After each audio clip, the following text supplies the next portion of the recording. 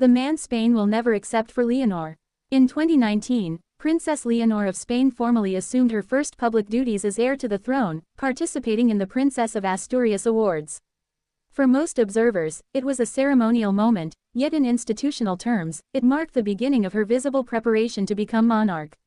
What many people overlook is how Spain's historical, political, and social context shapes the figures who could one day stand beside her. Today, we explore why certain proposals for her future role, including potential royal partnerships, have generated public debate, and how these debates reflect centuries of Spanish monarchy and constitutional practice. By the end of this video, you'll understand not only the historical dynamics at play, but the complex interplay between royal succession, public perception, and national identity in Spain. Spain's monarchy is among the oldest in Europe, tracing a line from the Catholic monarchs, Ferdinand and Isabella, through the Habsburg and Bourbon dynasties. Today, it operates as a constitutional monarchy, meaning that the king's role is largely symbolic, ceremonial, and representative. The heir to the throne is expected to embody continuity, stability, and a sense of national unity. This framework shapes public expectations for Princess Leonor, but it also defines limits, particularly when it comes to external influences, alliances, or marriages that could affect the monarchy's perception. Understanding these structures is essential before we can analyze debates surrounding the people considered suitable for her in the future. Historically, European royal marriages were tools of diplomacy. In Spain, unions often reflected alliances with other ruling houses across Europe. Yet over the last 2 centuries, Spanish public opinion has grown more influential.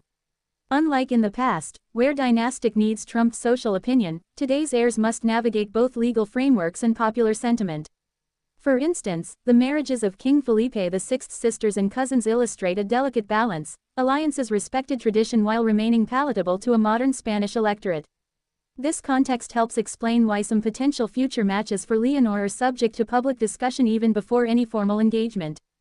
Spain's 1978 constitution guarantees the monarchy's continuity while establishing democratic oversight. Article 57 specifies the line of succession and prioritizes heirs according to gender and legitimacy.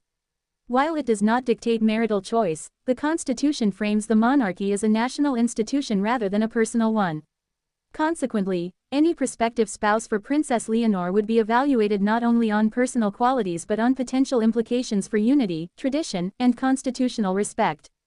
In other words, the monarchy is judged institutionally, and public acceptance can be as crucial as legal compliance.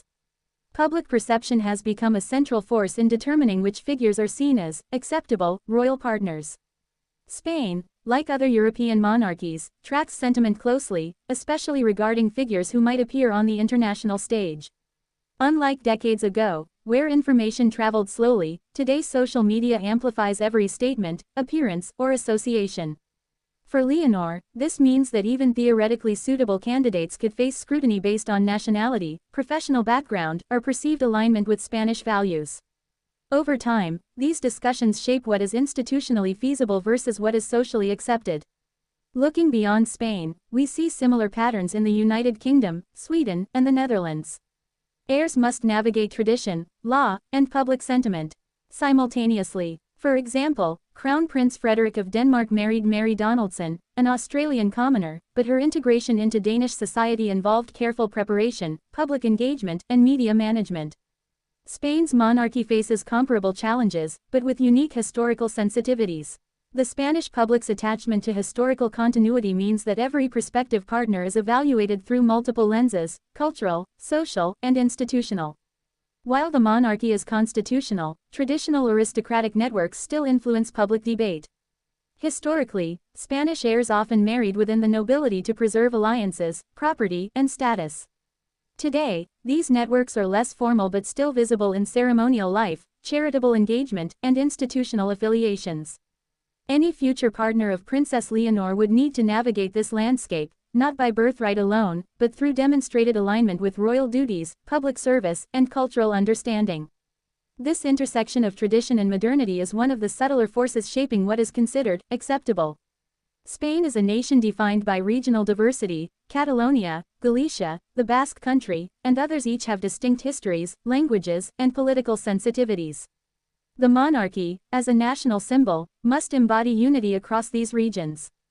As a result, potential royal partners are evaluated not only on personal merit but also on their ability to resonate positively across all of Spain's communities.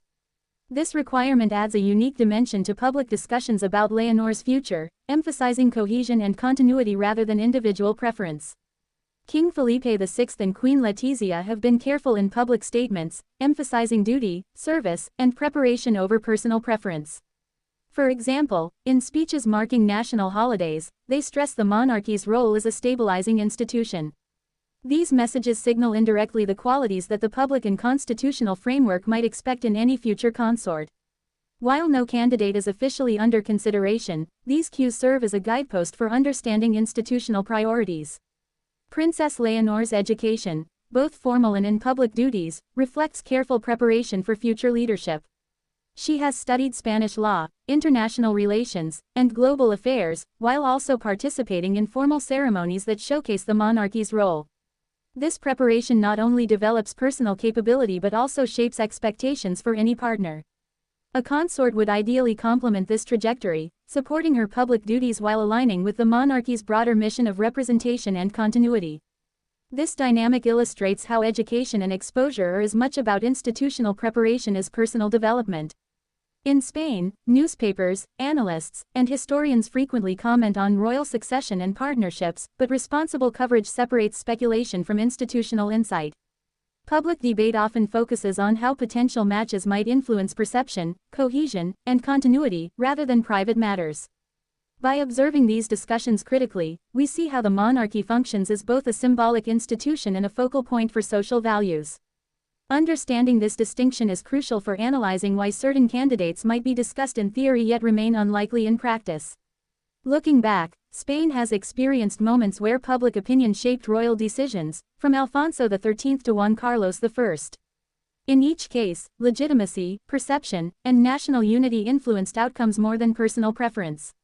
For Princess Leonor, the same principles apply. Her future choices, including marriage, will be evaluated against historical precedent, institutional stability, and public trust. The lesson is clear: monarchy is a shared national project, not a private matter. In examining the historical, constitutional, and social context surrounding Princess Leonor, we see that debates about potential partners are never purely personal. They are informed by centuries of tradition, the responsibilities of constitutional monarchy, and Spain's commitment to national unity. Leadership in this context requires foresight, preparation, and a careful balance of continuity and adaptability.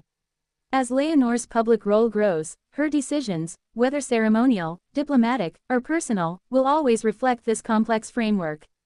And in that reflection, the enduring lesson is that monarchy is as much about duty as it is about heritage. Only 1 in 10 viewers here is subscribed. If you value thoughtful insights into royalty and leadership, join the community.